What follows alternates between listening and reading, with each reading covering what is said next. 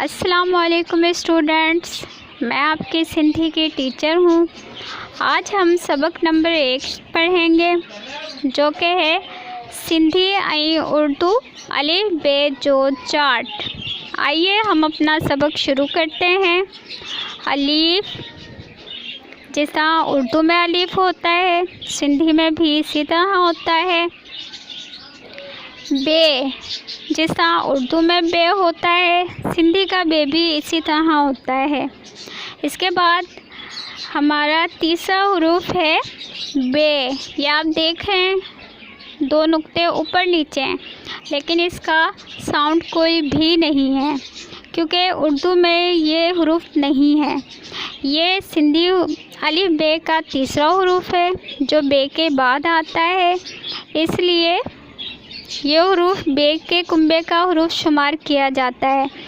इसका साउंड वही है जो बे का साउंड है। फ़र्क सिर्फ इतना है कि बे के लिए होंठों को एक दूसरे से मिलाकर फ़ौरन अलग किया जाता है, लेकिन इस हुरूफ बे के लिए होंठों को थोड़ा सा दबाकर हवा को अंदर की तरफ खींचा जाता है। इसके बाद है भे। उर्दू में बे के साथ 2 चश्मे है लगाते हैं जब बनता है भे, लेकिन सिंधी में 4 नुक्ते हम नीचे लगाते हैं, इसका साउंड होता है भे। जिस तरह उर्दू में ते होता है, इसी तरह सिंधी में भी ते होता है। ते के बाद आता है थे। उर्दू में ते के साथ 2 चश्मे है लगाया जाता है जब बनता है थे, लेकिन सिंधी में ऊपर 4 नुक्ते लगाए जाते हैं, इसका साउंड आता है थे। उर्दू में टे हम लिखते हैं तोय के साथ, टे में तोय लगाया जाता है, लेकिन सिंधी में हम 3 नुक्ते लगाते हैं, 2 नुक्ते बराबर में और 1 नुक्ता नीचे। ये हमारा बनता है टे ठे।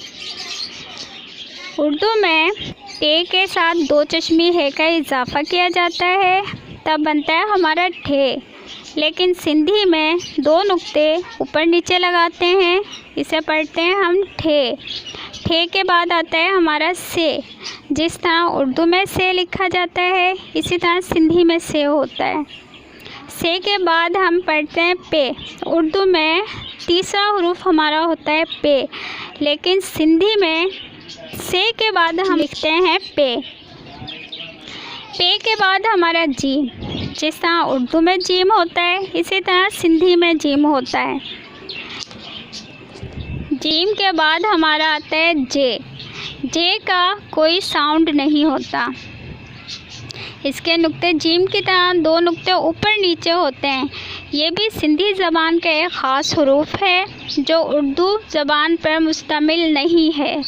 इसका साउंड जीम के साउंड के लगभग है, लेकिन इस हुरूफ के लिए ज़बान के किनारों को ज़रा ज़्यादा दबाकर आवाज़ को अंदर की तरफ खींचा जाता है।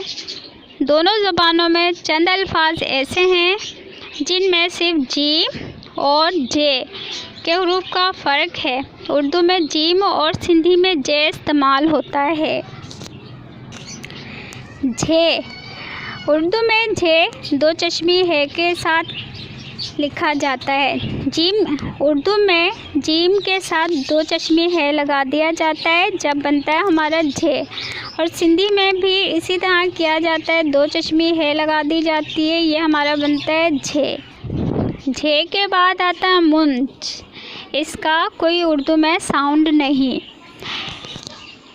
इसका तलफ़ुज़ नून गुन्ना और जीम नंज के तलफ़ुज़ के लगभग है, क्योंकि उर्दू का जो मौंज है इसको सिंधी में मुंज कहते हैं, और करीब करीब यही हाल है बाकी सिंधी और उर्दू के इस किस्म के मुतबादिल अल्फाज का।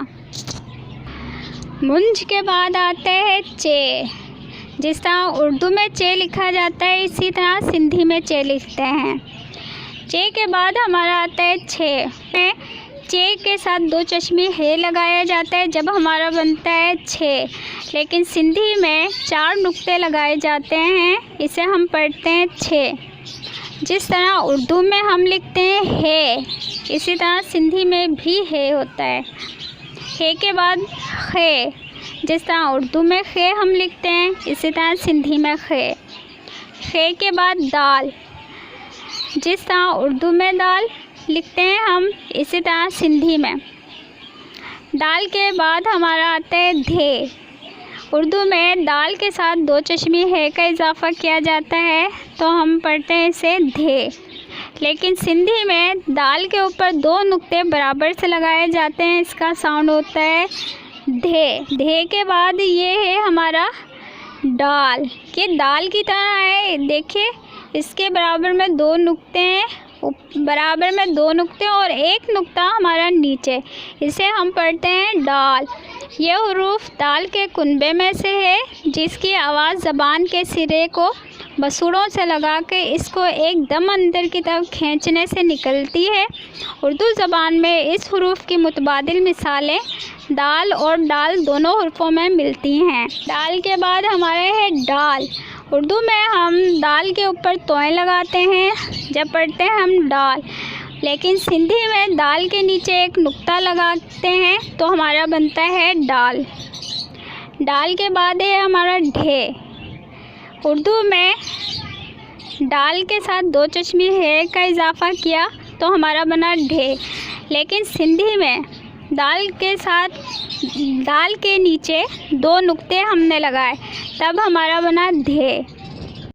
ज़ाल। जिस तरह उर्दू में ज़ाल होता है, सिंधी में भी इसी तरह होता है ज़ाल। बच्चों, ये हमारा आज का सबक था। इंशाल्लाह अपने दूसरे सबक के साथ हम कल हाज़िर होंगे। तब तक के लिए अल्लाह हाफिज़। बच्चों, ये हमारा आज का सबक ज़ाल तक है। बाकी का सबक इंशाल्लाह हम कल आपको पढ़ाएंगे। उम्मीद करती हूँ कि आपको आज का सबक समझ में आ गया होगा इंशाल्लाह।